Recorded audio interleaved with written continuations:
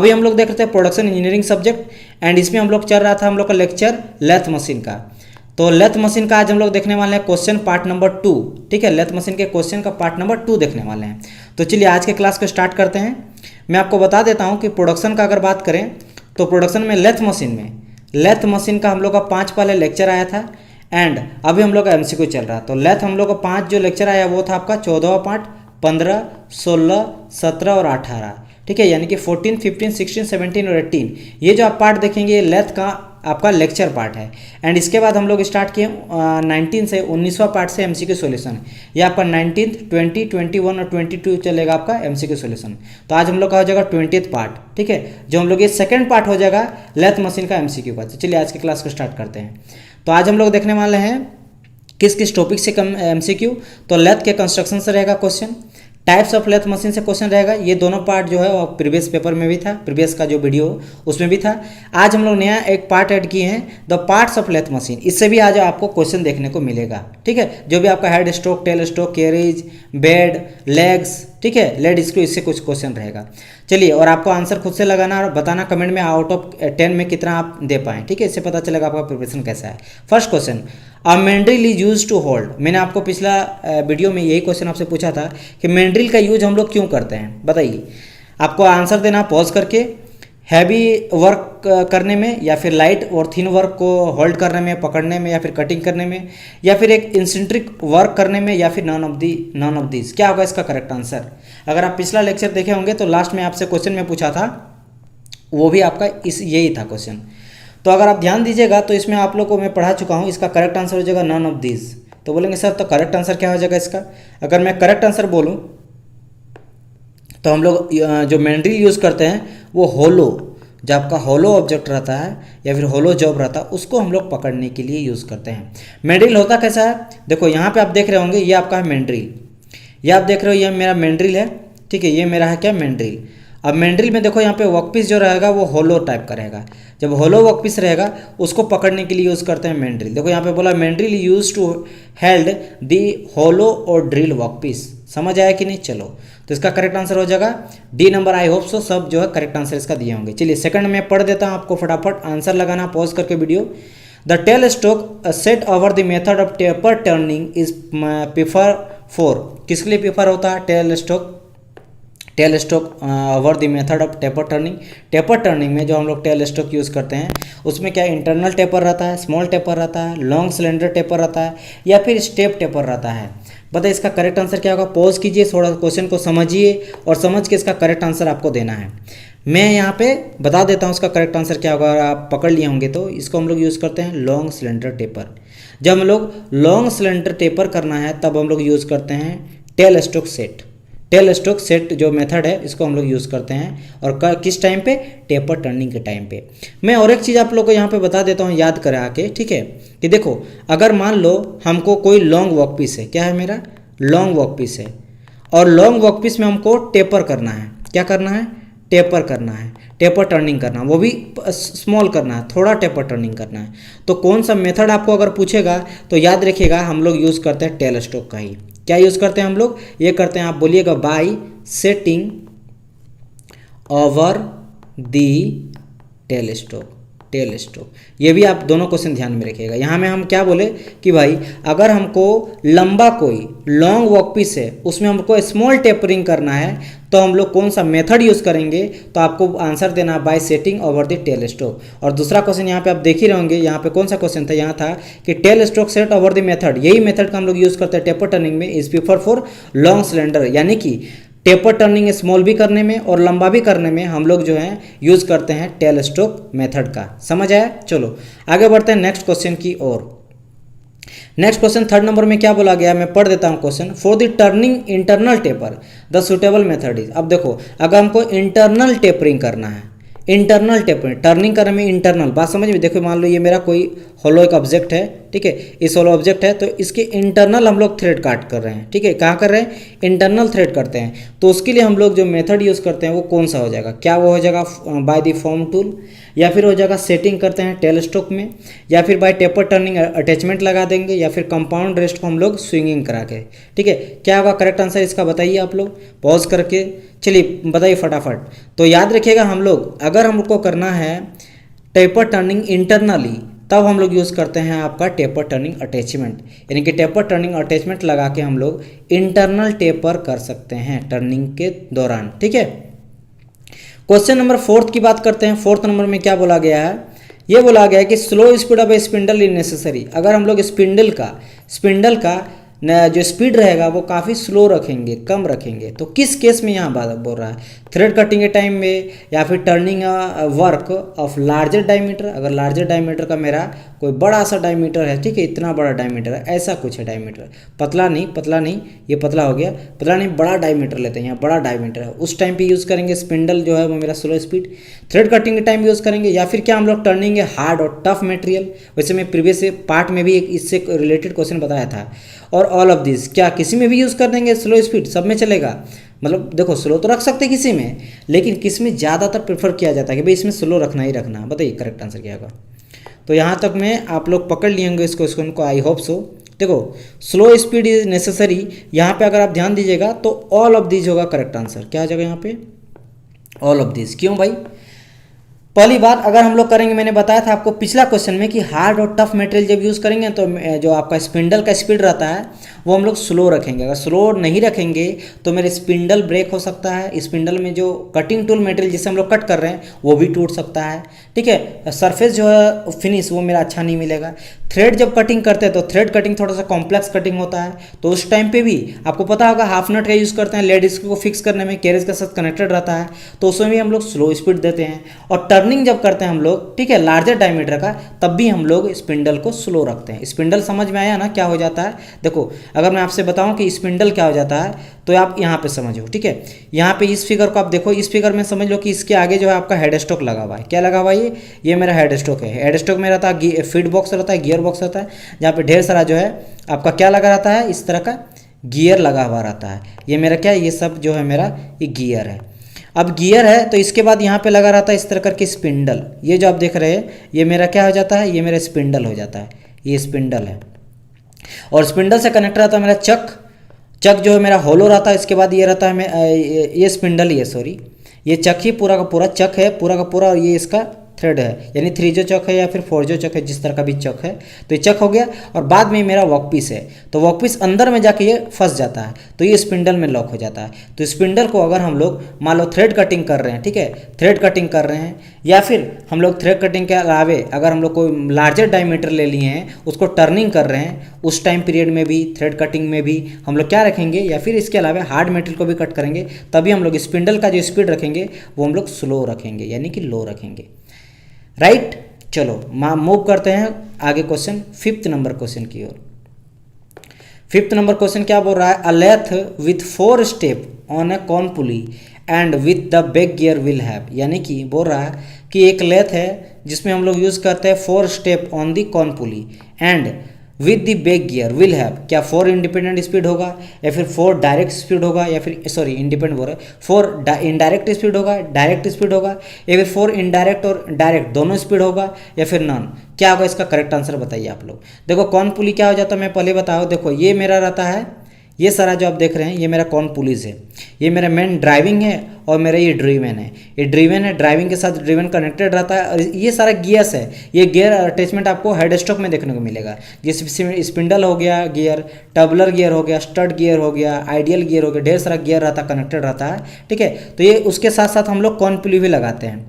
तो यहाँ पे बोल रहा कि अगर हम लोग 4 स्टेप कॉन पुली लगाते हैं तो वो क्या, वो मेरा 4 अलग अलग तरह का आपका डायरेक्ट स्पीड देगा, या फिर इनडायरेक्ट स्पीड देगा, या फिर दोनों तरह का दे सकता है। बताइए इसका करेक्ट आंसर क्या होगा। तो देखो हम लोग वेरिएशन काफ़ी कर सकते हैं, बात समझ में, स्पीड के साथ वेरिएशन हमको कभी ज़्यादा चाहिए कभी कम चाहिए। तो अगर 4 लगाएंगे तो मेरा डायरेक्ट स्पीड और इनडायरेक्ट स्पीड दोनों तरह का स्पीड दे सकता है, यानी कि सी हो जाएगा करेक्ट आंसर, ठीक है। चलो आगे बढ़ते हैं क्वेश्चन नंबर 6 की ओर। 6 में बोला गया when the tool moves parallel to the lathe axis the movement इस टर्म में, देखो सिंपल सा लॉजिक है, इसको आप लोग बताइए पहले तब मैं बताऊंगा। क्या इसको क्रॉस सेक्शनल फीट या फिर क्रॉस फीट बोलते हैं, या एंगुलर फीट बोलते हैं, या फिर लॉन्गिट्यूडनल फीट बोलते हैं, या फिर एनी ऑफ द अबव। भाई बहुत बार बताया हूं, देखो यहाँ पे क्या बोल रहा है, टूल कटिंग टूल मटेरियल जब चक में फिट होता है वो कट करता है, यहाँ बोल रहा पैरेलल लेथ एक्सिस के। ये मेरा जो चक लगा रहा था, मान लो ये चक है, यहाँ पे कटिंग टूल लगा हुआ है, तो ये मेरा लेथ के एक्सिस, देखो ये मेरा एक्सिस जाएगा तो इसके पैरेलल मूव करता है, तो इसको क्या बोलते हैं, यानी कि लेफ्ट राइट में जब मूव करेगा मेरा कटिंग टूल मटेरियल तो उसको क्या बोलेंगे, लॉन्गिट्यूडनल, क्रॉस सेक्शनल, एंगुलर। तो आई होप सो इसका करेक्ट आंसर आप लोग दे दिए होंगे, क्रॉस आपका लॉन्गिट्यूडनल बोलेंगे, ऑब्वियसली इसका लॉन्गिट्यूडनल करेक्ट आंसर होगा, इतना इजी क्वेश्चन था। आई होप सो इसका लगा दिए होंगे। देखो कैसे, देखो ये मेरा है चक, ये देखो यहाँ पे जो फिगर दिखाई दे रहा है, 1 मिनट मैं इसको हटा देता हूँ, ठीक है। चलो ठीक है, ये 2 फिगर है, अभी आप इस फिगर वाले बात इसको देखो ध्यान से, ठीक है। तो ये देखो ये मेरा क्या दिखाई दे रहा है, ये आपको दिखाई दे रहा है, ये मेरा है, ये जो है आपका टूल है, मतलब ये मेरे स्पिंडल है, ठीक है। ये क्या है, मेरा स्पिंडल है, ये मेरा चक वगैरह है, यानी समझ लो यहाँ पे हेड स्टॉक है, ये मेरे क्या है, हेड स्टॉक है। हेड स्टॉक में यहाँ पे आपका चक है, चक में मेरा मटेरियल वगैरह फिट हुआ है और यहाँ पे कटिंग वगैरह कर रहा है। आप यहाँ पे देख रहे हो ये कैरिज है, कैरिज में मेरा कंपाउंड रेस्ट के ऊपर टूल पोस्ट लगा रहा है, टूल पोस्ट के ऊपर सिंगल पॉइंट कटिंग टूल लगा रहा है जो कि मूवमेंट दे रहा है इस डायरेक्शन पे से लेकर इस डायरेक्शन से लेकर। तो आप देखोगे यहाँ पे एक्सिस किसको बोलेंगे, लेथ का एक्सिस, ये बीच में जो पास करता है इसको हम लोग लेथ एक्सिस बोलेंगे। ये हो गया मेरा एक्सिस, तो एक्सिस के मेरा क्या हो रहा है, ये पैरेलली तो मूव कर रहा है ना, तो पैरेलल मूव कर रहा है तो इसको हम लोग क्या बोलते हैं, इसी को बोलते हैं हम लोग लॉन्गिट्यूडनल। बात समझ में, जो कि विद द हेल्प हम लोग करते हैं क्या, हैंडव्हील से करते हैं, जो कि मेरा कैरिज में रहता है। अब बात करते हैं भाई हैंडव्हील के बाद क्रॉस सेक्शनल फीट किसको बोलते हैं, ठीक है, क्रॉस या फिर क्रॉस फीट किसको बोलते हैं। अब देखो यहाँ पे हैंडव्हील के जस्ट ऊपर में और ये मेरा था, ये मेरा क्या है, ये क्रॉस स्लाइड है। तो अगर हम लोग क्रॉस स्लाइड का यूज़ करेंगे और क्रॉस स्लाइड को जैसे जैसे घुमाते हैं तब मेरा कटिंग टूल मटेरियल जो है इस डायरेक्शन में मूव करता है, ऐसे ऐसे मूव करता है। यानी कि अब हम लोग बात करेंगे लेथ का एक्सिस किधर हो गया, एक्सिस, ये एक्सिस हो गया। तो आप देखोगे कि एक्सिस के इस डायरेक्शन पे, यानी कि कैसा मेरा परपेंडिकुलर डायरेक्शन में मेरा मूव कर रहा है। समझ आया कि नहीं, टूल अब कैसे मूव कर रहा है, टूल यहाँ है, फिर यहाँ टूल आ जाएगा, फिर यहाँ टूल आ जाएगा, मतलब इस डायरेक्शन पे। और इसमें मेरा टूल कहाँ पे है, यहाँ पे है, टूल मेरा यहाँ चल जाएगा, फिर यहाँ चल जाएगा, और कैरिज भी इसके साथ साथ मूव करेगा, तो इस डायरेक्शन में मूव कर रहा है। तो ये कहलाता है लॉन्गिट्यूडनल और ये कहलाता है मेरा क्रॉस सेक्शनल, ठीक है। तो हम लोग यहाँ पे क्या बात कर रहा है, देखो यहाँ पे पैरेलल का बात कर रहा है, यानी कि पैरेलल, तो पैरेलल ही है ना, ये चीज़ पैरेलल है, लॉन्गिट्यूडनल हो जाएगा करेक्ट आंसर। चलो क्वेश्चन नंबर 7 की ओर मूव करते हैं। 7 में क्या बोला गया है, the chuck prefer for quick setting and accurate centring of job. यहाँ देखो दोनों का बात किया है। मैंने आपको बताया था कि एक जो चक होता है वो क्विक सेटिंग देता है, एक जो चक होता है वो मेरा एक्यूरेट सेंटरिंग देता है। यहाँ बोला दोनों किस में यूज़ करते हैं, ये भी मैंने आपसे बताया था। इसका करेक्ट आंसर बताइए, क्या ये 4J चक होगा, 3J चक होगा, ठीक है, जिसको हम लोग 4J चक को इंडिपेंडेंट बोलते हैं, 3J चक को यूनिवर्सल बोलते हैं, या फिर कलेट चक होगा या फिर मैग्नेटिक चक होगा। बताइए करेक्ट आंसर फटाफट बताइए। तो इसका करेक्ट आंसर हो जाएगा कलेट चक। मैंने बताया था कलेट चक का खासियत ये होता है, तो ये मेरा आपका क्विक सेटिंग भी देता है और मेरा ये एक्यूरेट जो है वो सेंटरिंग भी देता है। अब बताइए यहाँ पे क्विक सेटिंग कहाँ होता है, अगर एक्यूरेट बोले तो देखो 3J चक जो होता है उसको हम लोग क्विक सेटिंग बोलते हैं। क्यों भाई, क्योंकि आपको पता है 3J चक में जो है एक को अगर मूव करेंगे ना, एक चक को हम लोग मूव करेंगे तो तीनों मूव करता है। और 4J चक को हम लोग बोलते हैं एक्यूरेट के लिए, एक्यूरेट के लिए यूज़ करते हैं हम लोग 4J चक, और क्विक सेटिंग के लिए यूज़ करते हैं 3J चक। लेकिन कलर चक यूज करते हैं दोनों के लिए, मतलब इसमें दोनों का गुण रहता है। और 4J चक देखो यहाँ पे फिगर में, ये मेरा हो गया 4J चक, ये जो देख रहे हो आप क्या 4J, क्योंकि 1 2 3 एंड 4 यहाँ पे 1 2 3 और 4 आपका जो दिया गया है, ये आपका 3J चक है। ये क्या है मेरा, ये आपका 3J चक है। तो 3J चक क्यों यूज़ करते हैं हम लोग, क्विक सेटिंग के लिए, क्योंकि अगर हम लोग एक मूव करते हैं तो तीनों मूव होता है एक साथ ही, एक ऊपर जा रहा था तो तीनों ऊपर जा रहा है। इसमें जो में क्या होता है, अगर एक जो ऊपर जाएगा तो तीनों मेरा चुप, मतलब शांत रहेगा, उन लोग हिले डुलेगा, कुछ नहीं करेगा, ठीक है। तो इसको हम लोग एक्यूरेट सेटिंग के लिए, एक्यूरेट सेटिंग के लिए, जैसे मैंने कहा था कि इसको हम लोग आपका स्क्वायर टाइप का जॉब को पकड़ने के लिए या फिर इनरेगुलर शेप के टाइप को पकड़ने के लिए, और ये जो 3J चक है इसको हम लोग यूज करते हैं सिलेंड्रिकल जॉब को पकड़ने के लिए। तो इन दोनों को अगर मिक्स करा देंगे तो उसको हम लोग बोलते हैं कलेट चक, और कलेट चक का यूज़ हम लोग करते हैं एक्यूरेट के साथ साथ आपका क्विक सेटिंग के लिए भी। चलो पकड़ गए हैं, चलो आगे बढ़ते हैं नेक्स्ट क्वेश्चन की ओर। क्वेश्चन नंबर 8, क्वेश्चन नंबर 8 बोला गया है, बताइए आंसर दीजिएगा कि लेथ स्पिंडल जो होता है at the nose and have, जो मेरा लेथ स्पिंडल है, लेथ स्पिंडल के नोज में, ठीक है, कैसा मेरा थ्रेड कटिंग रहता है, इंटरनल, एक्सटर्नल, नो थ्रेड या फिर टेपर्ड थ्रेड। यहाँ पे टी होगा, ठीक है, टी है ये टेपर थ्रेड। किस तरह का थ्रेड रहता है आपके लेथ स्पिंडल में, बताइए करेक्ट आंसर क्या हो जाएगा इसका। करेक्ट आंसर क्या हो जाएगा, लेथ स्पिंडल के नोज में कैसा थ्रेड मुझे देखने को मिलता है, ये आपको क्वेश्चन बोल रहा है। तो इसका करेक्ट आंसर हो जाएगा आपका बी नंबर, यानी कि जो लेथ स्पिंडल में मुझे थ्रेड देखने को मिलता है नोज पे, वो कैसा रहता है, एक्सटर्नल रहता है, एक्सटर्नल स्क्रू थ्रेड रहता है। देखो स्पिंडल जैसे मैंने आपका कहा था, ये मेरा है मान लो हेड स्टॉक है, और हेड स्टॉक के बाद मेरा हेड स्टॉक में क्या रहता है, फीडबॉक्स वगैरह रहता है, जहाँ पे बहुत सारा ढेर सारा गियर्स रहता है, ठीक है। एंड गियर के बाद ये कनेक्टेड रहता है वो स्पिंडल के साथ, और स्पिंडल में मेरा जो थ्रेड देखने को मिलता है वो कैसा रहता है, एक्सटर्नल रहता है।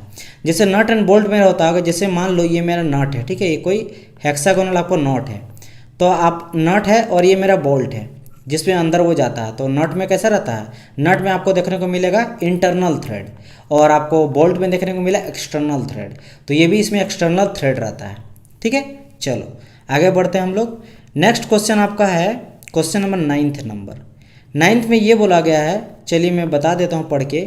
The various lathe accessories use for holding and supporting the work are.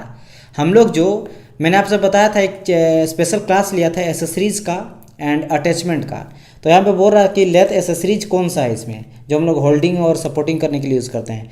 क्या हम लोग सेंटर यूज़ करते हैं, centres, live centre, dead centre, या चक्स, 3 जो चौक, 4 जो चौक, ठीक है, ये सारे चौक यूज़ करते हैं, या मैंड्रिल यूज़ करते हैं, या सभी यूज़ करते हैं, कौन सा यूज़ करते हैं, या फिर ऑल होगा करेक्ट आंसर। तो इसका करेक्ट आंसर आपका ऑल होगा। सभी तरह का चीज़ जो है हम लोग एसेसरीज का यूज़ करते हैं for holding and supporting the work piece during the metal cutting और any operation in lathe machine, ठीक है। चलो आगे बढ़ते हैं। यहाँ पे बोल रहा है the types of guideway used in, क्या बोल रहे हैं यहाँ पे क्वेश्चन 10th नंबर में है, the types of guideway used in, हम लोग किस तरह का जो है गाइडवे यूज़ करते हैं। क्या हम लोग भी टाइप गाइडवे यूज़ करते हैं, या फिर डॉवटेल यूज़ करते हैं, या फ्लैट यूज़ करते हैं, या फिर एनी ऑफ दीज यूज़ करते हैं।